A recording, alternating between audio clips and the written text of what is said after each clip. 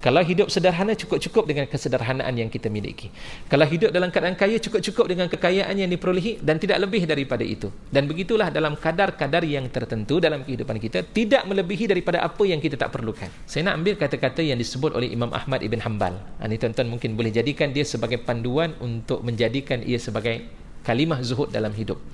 Di mana kedudukannya terpulang pada tuan-tuan dan puan-puan sekalian.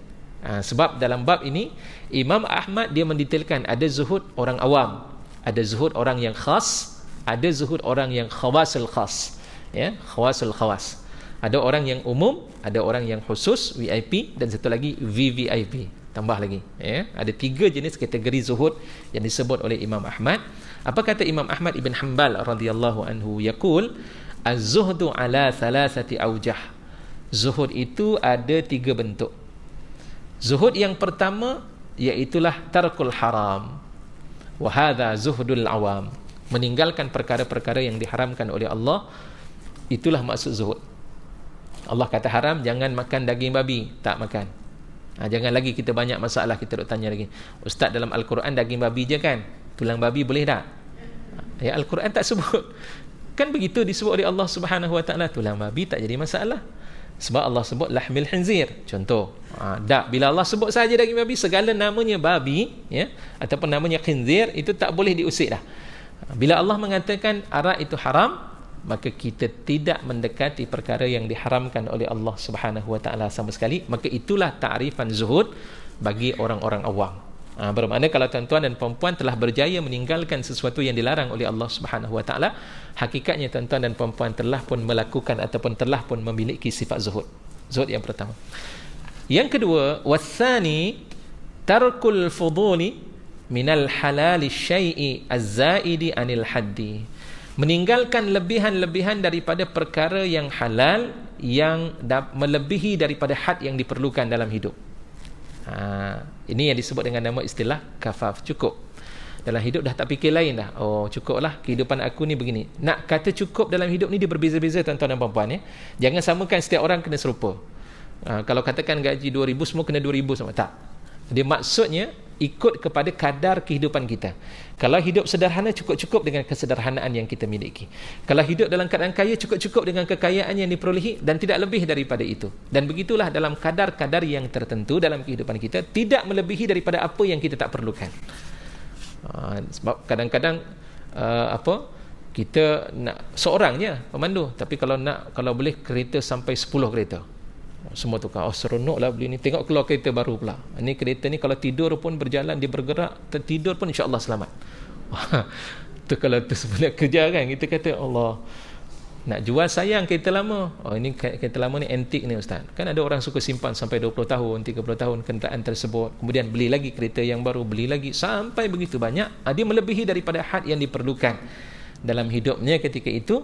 Kalau itu berjaya kita tinggalkan, kita kata cukup-cukup, alhamdulillah, apa yang Allah bagi pada kita, kita dapat laksanakan dalam keadaan yang terbaik. Selebihnya itu serahkan kepada yang lain. Itu yang kita minta pada Allah Subhanahu Wa Taala. Maka orang yang begini itu adalah pada peringkat, ya, taraktuhu hadha minaz zuhdi hadha wa hadha zuhdul khawas. Zuhud seumpama ini dinamakan dengan nama zuhud orang yang khusus, VIP, zuhud VIP. Dan yang ketiga, lakin a'la martabatan fi zuhdi, akan tetapi setinggi-tinggi martabat zuhud bagi seseorang itu tarku ma yashghulu 'anillahi wa huwa zuhdul 'arifin, meninggalkan sesuatu yang boleh menyibukkan dirinya daripada Allah. Ini dikatakan sebagai zuhud orang-orang yang arif, orang-orang yang kenal Allah Subhanahu Wa Taala. Rasakan dalam hidupnya sibuk. Saya buat begini, duduk dengan teman-teman dan kawan-kawan ni, bagus tak? Bagus kita duduk.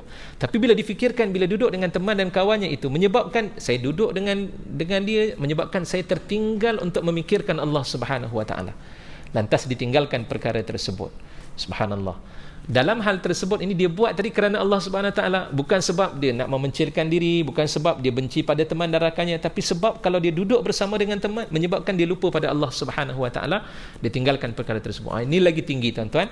Sebab itu kalau kita melihat ada di kalangan para ulama yang memang hidupnya begitu, bukan kerana mereka tidak mahu, tapi sebab bila dia berhubung dengan manusia menyebabkan dia terlupa pada Allah, terlupa pada Allah, itu dianggap sebagai kesalahan yang besar dalam hidup mereka. Dan sebab itu kan ada dalam suatu kata-kata yang disebut oleh para ulama, hasanatil abrar sayyiatul muqarrabin. Tuan-tuan ingat ke tak ingat? Tak ingat, ya. Okay, Rasulullah bukan kata daripada Nabi sallallahu alaihi wasallam, tapi kata para ulama, hasanatul abrar, segala kebaikan orang-orang yang baik, tapi dianggap sebagai sayyiat, dosa-dosa kecil bagi orang-orang yang mendekatkan diri kepada Allah Subhanahu wa taala. Perkara itu baik. Orang yang soleh buat baik, tapi orang yang dekat pada Allah dianggap sebagai satu kesalahan dan dosa di sisi Allah Subhanahu wa taala, lantas dia meninggalkan akan perkara tersebut. Makan, boleh tak makan? Boleh. Silakan sahaja. Hukum makan apa dia? Al-aslu fil asya'i al-ibahah. Hukumnya adalah harus. Dan tujuan makan, kita nak menampung diri kita ni dapat beribadah pada Allah Subhanahu wa taala. Tiba-tiba dia makan, kita makan 3 pinggan. Pagi makan, tengah hari makan, petang makan. Okey, itu normal. Kita tak nama, ustaz saya makan sekali je, alhamdulillah. Ada orang yang begitu keadaannya, dia makan dalam hidup hanya sekali je. Ustaz, kalau saya makan banyak ni, memang saya akan melemahkan ibadah saya pada Allah. Akhirnya ditinggalkan seluruh makanan tersebut, saya nak makan sekali je dalam hidup saya. Ada orang yang begitu, hidupnya begitu. Sebab apa? Sebab kalau dia makan, dia menyebabkan dia tak boleh nak laksanakan ibadah yang lain. Dia tinggalkan perkara tersebut, padahal perkara itu bukanlah haram. Perkara itu adalah merupakan perkara yang dihalalkan oleh Allah, tapi sebab bila dia melakukan perkara yang dihalalkan oleh Allah, menyebabkan dia tersibuk dirinya daripada mengingati Allah, lantas ditinggalkan perkara tersebut.